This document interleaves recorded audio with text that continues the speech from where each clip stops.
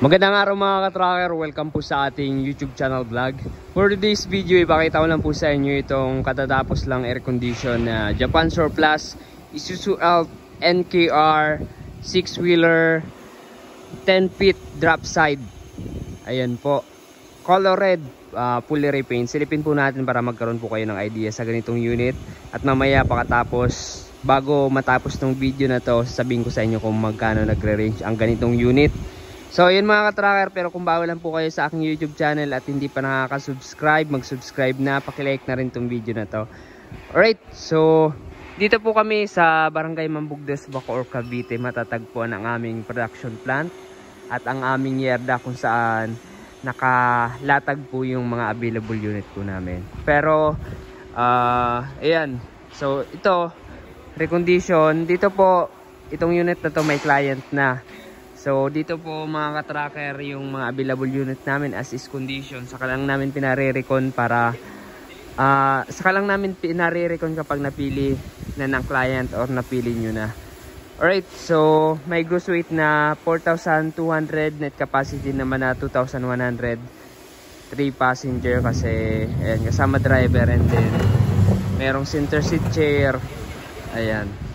So yun mga ka-tracker, ito pong unit na to ay fully repaint, color red.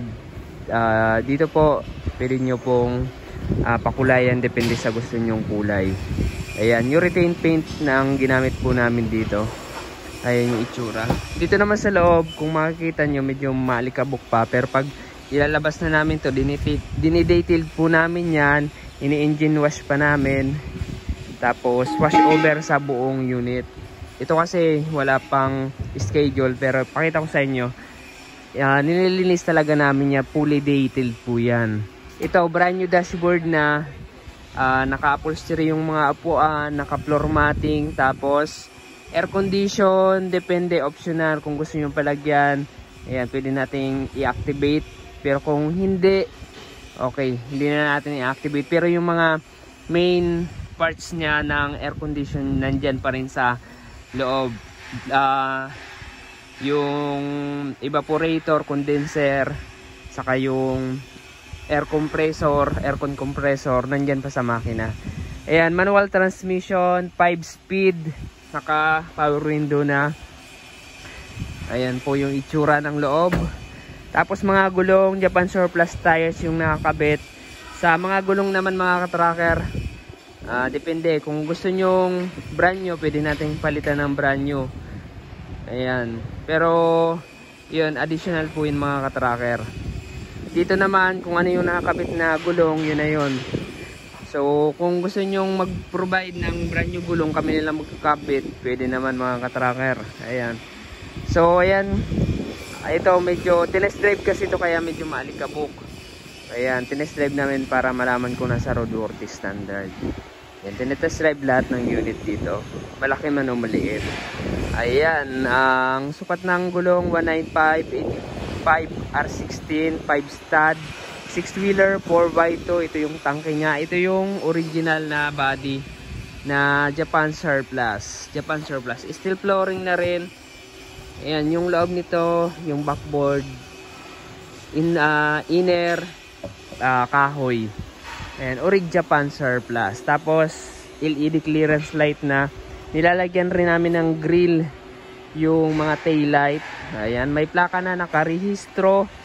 Dito yung rehistro mga ka-tracker, kayo po yung first owner sa rehistro. Ayan. Ayan. Ito po yung ating reserbang gulong. Brand new battery na rin, 2SM. Brand new na po yan. Tapos ang makina nito, silipin natin. Ayan, 4HP1 ang makina, manual engine. Manual engine, 4-cylinder.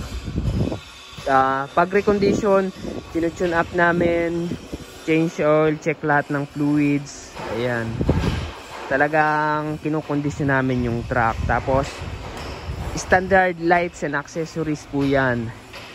Okay, yung rehistro mga ka-tracker, kapag nag-down kayo ng 50%, ayan, matik, ipoproseso agad yung pag-transfer ng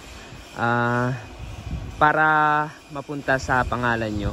And then kapag ipupull out nyo na yung unit, sabay na nakatransfer na agad.